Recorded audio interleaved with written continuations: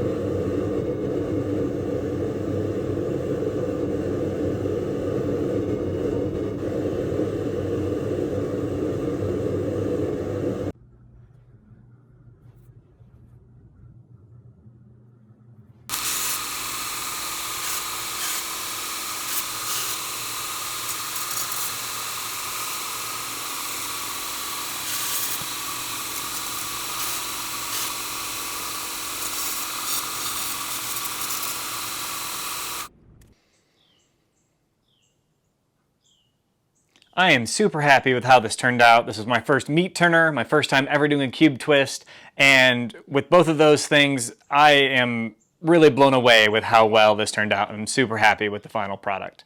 I really hope that our friend's brother enjoys this as a Christmas present, and I look forward to hearing what his reaction was when he unwraps it.